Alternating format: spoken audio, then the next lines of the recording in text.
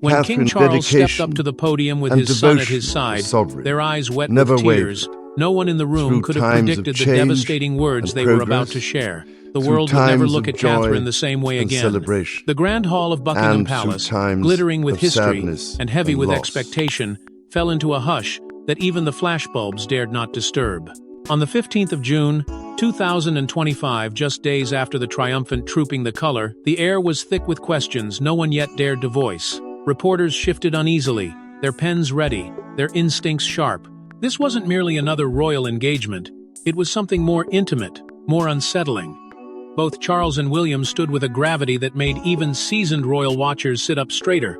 Every glance exchanged between them carried meaning. Every breath felt like it might shatter the fragile calm of the room. Charles took a single step toward the microphone, his hands clasped loosely but trembling ever so slightly. The weight of his gaze scanned the crowd, not as a monarch inspecting subjects, but as a man preparing to bare his heart. His voice, though steady, carried an undeniable crack of emotion. "We are a family first," he began, letting the words hang in the silence like a quiet challenge to centuries of rigid protocol. At that moment, all notions of pomp and detachment dissolved. You could feel the collective heartbeat of the room quicken, for this was no ordinary declaration. William, standing at his father's right shoulder, kept his chin lifted, but the sheen in his eyes betrayed the storm beneath. They both radiated a vulnerability that felt foreign in the gilded confines of the palace, a vulnerability that seemed to echo from the walls themselves. Catherine, poised but silent, stood just beyond their reach, her expression unreadable, yet commanding the room nonetheless.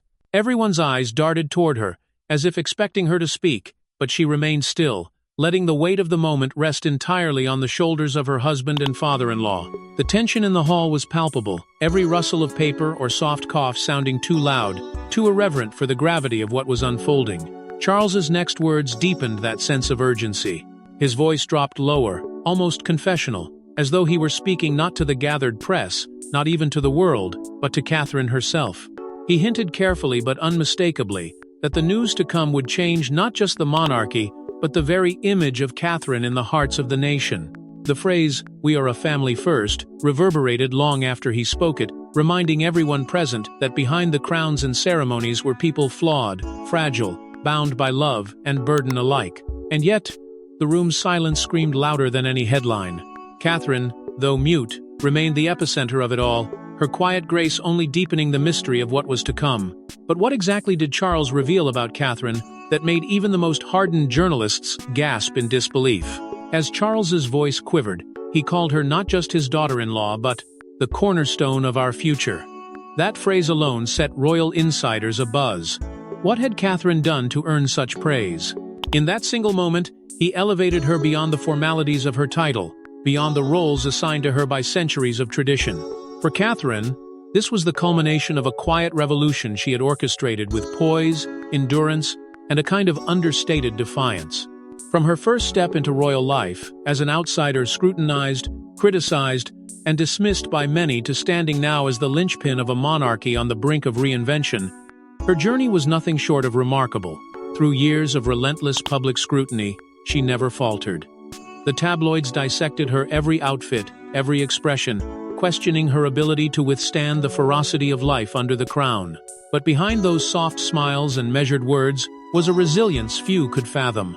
She endured the sting of being underestimated, transforming quiet perseverance into silent power. Even those who doubted her began to see that she was not merely surviving, she was shaping. And it was that strength Charles had come to admire most. His words, "the cornerstone of our future," were more than ceremonial flattery. They were an admission that she had bridged a chasm no one else had dared to cross, the divide between the rigid tradition of the monarchy and the demands of a modern world. Insiders revealed that Charles's speech was not written by aides or advisors, but drafted by his own hand, refined in late-night conversations with Catherine herself. He had sought her counsel not just about what he should say, but about what the monarchy should become. Together, they crafted a narrative that would acknowledge the institution's flaws while charting a new course, one that bore her fingerprints at every turn. In private, he had called her his compass, admitting that when the weight of his crown felt unbearable, it was her clarity and vision that kept him steady. Yet what made the moment even more profound was the quiet tension of his own health struggles, unspoken yet visible in his every gesture. Here was a man who understood frailty, who had seen his own mortality creep closer, standing before the world to place his trust, his faith, and perhaps even his legacy in her hands. The depth of that sentiment radiated through every word he spoke, his voice betraying not just admiration but gratitude, and perhaps a tinge of regret for not seeing her brilliance sooner. And yet, if Charles's words set the stage, it was William's heartfelt response that brought the room to its feet. When William stepped forward, his hands trembling, he spoke not just as a future king but as a husband who had watched his wife quietly carry the monarchy on her shoulders. The room, already tense from his father's emotional speech, seemed to hold its collective breath as he paused, staring for a moment at the woman who had endured more than most could imagine. "My partner in this journey," he began, his voice thick with emotion, "is not just my wife, but the person who has kept this family and this institution alive when it might have faltered." That single sentence drew murmurs from the crowd, not because it was shocking, but because it cut through the pomp and spoke to a raw truth no one could ignore anymore. What followed was more than a promise. It was a declaration of love, duty, and defiance all at once. William didn't just commit to carrying forward Charles's vision for a streamlined modern monarchy. He made it clear that he and Catherine would do so not out of obligation, but out of conviction. He spoke as someone who understood the stakes, someone who had seen firsthand how easily the institution could become a burden rather than a beacon, and who had found the strength to keep going because of the woman standing silently in his line of sight. He called her resilience a quiet kind of courage, a phrase that resonated with everyone who remembered her battle with cancer and the crushing glare of public scrutiny she had endured. As William spoke, the stories came alive. How she stood tall through her illness without complaint, how she ignored headlines that questioned her worth, how she showed up day after day for her children and for the people even when her body and spirit were tested. He acknowledged her grace not as some obligatory royal virtue but as the glue that held him together when he felt like unraveling. "We have both faced storms," he said, voice cracking, "but she has been the shelter I never knew I needed." Then, his speech shifted from gratitude to action. He announced their commitment to building on his father's plan, outlining specific initiatives they would champion together. The Earthshot Prize, which had already begun to reshape global conversations on climate change, would expand its reach in the coming years. Catherine's mental health work, particularly her vision to integrate support into schools across the Commonwealth, would take center stage as part of a broader agenda to modernize the monarchy's purpose. These were not hollow gestures but concrete pledges, delivered in a tone that made clear he intended to keep them. When he finally stepped back, the applause that erupted wasn't just dutiful, it was heartfelt. The crowd rose to their feet, not out of protocol, but because they had seen in William a man laid bare, choked up, vulnerable, but unflinching. And yet, even as his words lingered in the air, all eyes instinctively turned back to Catherine standing quietly, embodying the power they spoke of. She didn't utter a single word at the conference, and yet, her presence spoke volumes. Catherine stood there, unshaken and quiet, as if to prove that true strength doesn't need to clamor for attention. In a room charged with speeches and applause, it was her silence that commanded the deepest respect. This was no accident. She had chosen, deliberately, not to speak.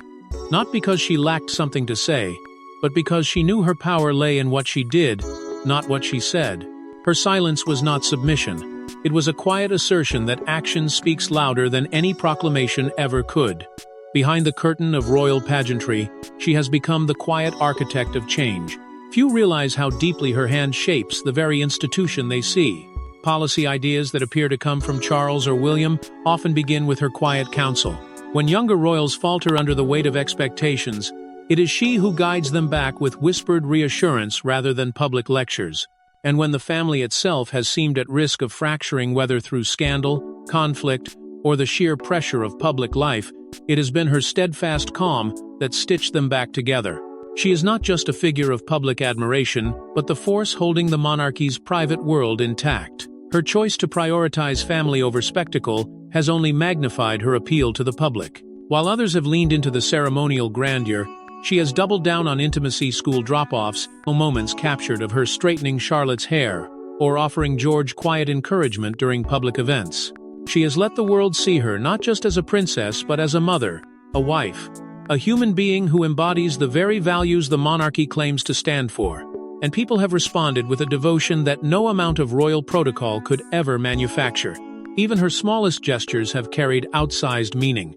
The way she comforts her children at engagements or exchanges, knowing glances with William in tense moments, shows the world that behind the glittering facade is a woman who feels, who cares, who understands what it means to be both royal and real. These simple, relatable moments, so easy to overlook, have redefined what royal engagement looks like in the modern era. Her authenticity has not merely been refreshing, it has been transformative. Where the monarchy once risked feeling cold and distant, she has brought it back to life through the warmth of her example. And so, even without a single word at the conference, she reminded everyone watching why she stands at the heart of this family's future. Yet this conference was not just a look at her past, it was a declaration of the future she's shaping. When Charles revealed the monarchy would be slimmed down, all eyes turned to Catherine, the woman who had quietly inspired this revolution. His words hung in the air, bold and unflinching, as he spoke of a royal family that would shed its excesses and embrace a sharper, more purposeful vision. But those who truly understood the undercurrent of the announcement knew where this vision had been born. It wasn't conjured in boardrooms or conjured by advisors. It had been shaped, silently but decisively, in the hands of Catherine. The announcement was seismic. Fewer working royals, a streamlined royal apparatus, a core of figures who would serve not for the sake of ceremony, but because they carried the values people still believed in. It was a gamble, one that risked alienating traditionalists while daring to win over a weary public. Yet in the hush of that moment, it became clear that Catherine had been laying the groundwork all along. Her initiatives had already begun to push the monarchy away from hollow ritual and toward tangible change. She had used her influence to elevate early childhood as a national priority, to shine light on the silent struggles of mental health, and to lead with empathy rather than edict. It wasn't merely modernization, it was a transformation. Where power had once meant distance, she had taught them to make it feel personal. She embodied soft power, turning what some called weakness, kindness, listening, and presence into a weapon stronger than command. Through her, the family began to inspire rather than impose. That subtle shift had already started to reshape public sentiment, and Charles, to his credit, had recognized it. He declared that the monarchy under his reign would not dominate but would uplift. And at the center of that promise stood Catherine, the unassuming architect of this quiet rebellion. Her ambitions, however, were far from complete. Charles revealed that Commonwealth-wide programs were already in development, initiatives, spearheaded by Catherine herself, to bring mental health support into schools, to foster resilience across communities by 2027. It was no longer enough to merely exist as a symbol. She intended to leave behind a living, breathing legacy. These weren't just projects, they were seeds of change, carefully planted to take root long after speeches were forgotten. And so, as the vision of a new monarchy began to take shape before the world's eyes, it became impossible to ignore the truth. Catherine was not just part of this era, she was its guiding light, not by force, but by conviction, not with grandeur, but with grace. And yet, behind these grand plans lies a deeply personal story of resilience, forged in pain, and strength tested through trials. It wasn't just duty that shaped Catherine, it was survival. In 2024, when she stood before the world and delivered a candid, unflinching video about her cancer diagnosis, it shattered the carefully maintained illusion of royal invincibility. Gone was the idea of perfection the crown so often demanded. In its place stood a woman stripped to her most human essence, admitting vulnerability yet radiating a quiet defiance. That moment alone transformed not just how the world saw her, but how the monarchy would come to see itself as something more fragile, more relatable, more real. The months that followed were steeped in silence, but behind palace walls, her illness reshaped the emotional fabric of the family. For the first time in decades, the royals were bound not by protocol but by shared fear and fragile hope. Charles, already facing his own health challenges, visited her often during treatment. Those who witnessed these moments say he saw in her the spirit of his own mother, the same unwavering strength in the face of unimaginable pressure. To him, Catherine became not just his daughter-in-law but his spiritual heir, carrying forward a resilience he had always admired but rarely expressed. For William, the ordeal was even more profound. Watching his wife endure pain and uncertainty with such quiet courage left him both broken and inspired. He would later echo this awe in his speech at the conference, calling her his shelter and anchor. Those closest to him confessed that this period of crisis stripped away any remaining distance between them, forging a bond of absolute devotion. It was not the pomp of state dinners or balcony appearances that solidified their partnership, but long nights spent sitting by her side, witnessing her determination to heal not just for herself, but for their children and the institution she served. Catherine's choices during her recovery revealed just how deeply she understood the power of authenticity. She made the controversial decision to withdraw from high-profile events, including skipping the royal ascot, choosing instead to focus on her health and family. This deliberate prioritization of humanity over duty sent a clear message. The monarchy would no longer be defined by appearances alone. To millions watching her journey, that message resonated more powerfully than any formal gesture ever could. Through her illness and recovery, Catherine redefined what it meant to serve. She became a symbol of perseverance, a reminder that even those draped in jewels can suffer, and that strength is measured not in how well you hide your pain but in how bravely you confront it. Her journey through illness became more than personal. It became the symbol of the monarchy's humanity. If Catherine's tears at Trooping the Color showed her humanity, her quiet smiles have built her legacy. Long after the applause faded, what endured was not just the memory of her vulnerability on that balcony, but the knowledge of how far she was willing to go to make her role matter. Through every setback and every triumph, she wove her compassion into the very fabric of the monarchy. And now, that quiet determination is shaping lives far beyond palace walls. The royal foundation, her most powerful tool, became the engine of her vision. What started as a modest initiative is now expanding mental health support into schools across the nation, and soon, across the Commonwealth. Teachers, parents, children, all touched by programs that carry her unmistakable imprint of care and relevance. These weren't just policies written to impress donors or secure headlines. They reflected her belief that a strong society begins with listening to its most vulnerable. And the public felt it. To see a princess sit with teenagers and talk candidly about anxiety or self-doubt, to hear her acknowledge her own struggles, was more powerful than 1,000 official statements. Her candor invited trust. Cancer patients shared their stories with her, drawn to her authenticity.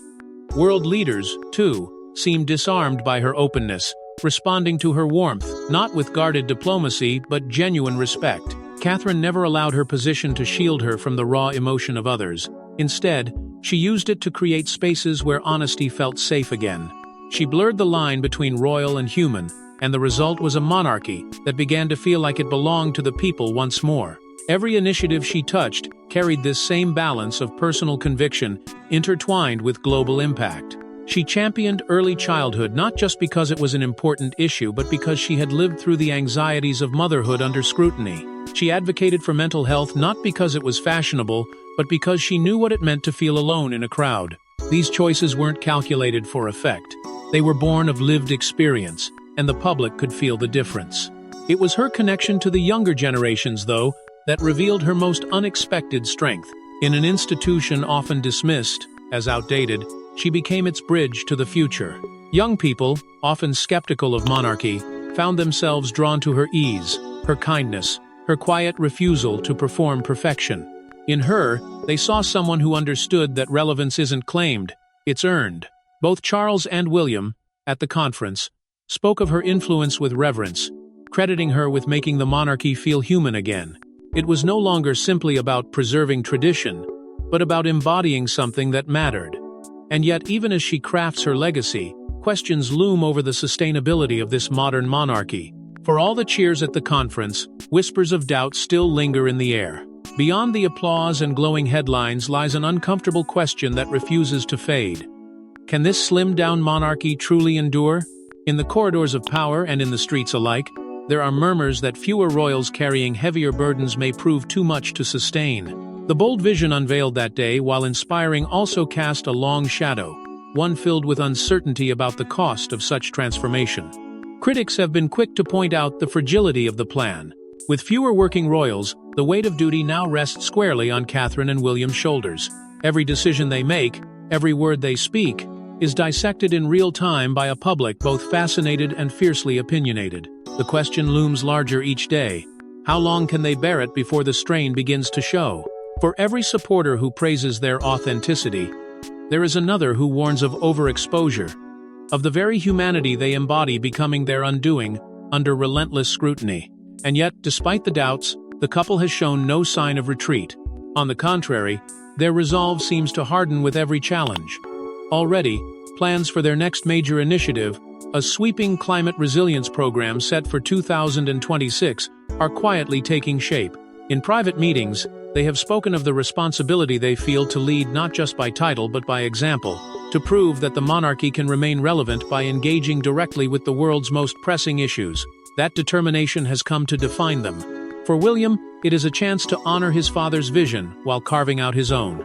For Catherine, it is a continuation of the quiet revolution she began, long before anyone recognized its power. Together, they have embraced the risk that comes with visibility, choosing to meet the expectations head-on rather than shy away from them. Each step forward is both a statement of defiance against doubt and an acknowledgement that the path they've chosen is anything but easy. The tension between expectation and reality is palpable. The monarchy's future has never felt so precarious or so alive. Every misstep will be magnified, every success scrutinized, every personal moment weighed against centuries of tradition. But still, they stand, determined, united. And yet, through every challenge, Catherine remains the quiet force, lighting their path forward. As the conference ended, the image of Charles and William wiping their eyes while Catherine stood radiant beside them told the real story. The monarchy's future is here, and her name is Catherine. In that single, quiet tableau, the weight of centuries and the promise of tomorrow met in her presence. What she represented that day was not merely the endurance of a royal lineage, but its profound transformation. To Charles, she had become the linchpin of his vision, compassionate enough to soften its edges, relevant enough to connect it to the present, resilient enough to carry it forward when others faltered. His words throughout the conference had already made it clear. Without Catherine, this vision would remain only words.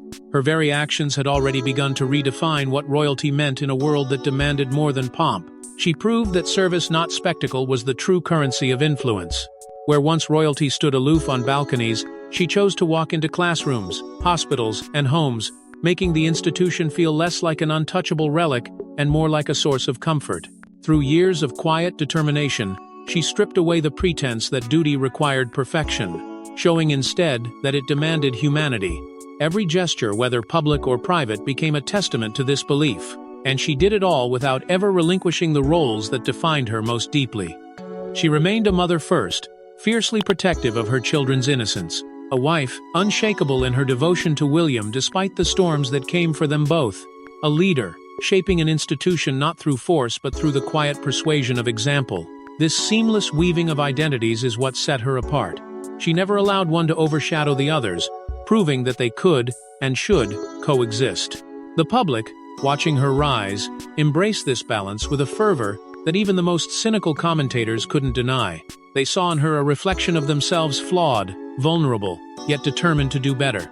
In her, they saw proof that the monarchy's greatest strength no longer lay in its crowns or ceremonies, but in its capacity to feel, to change, to care.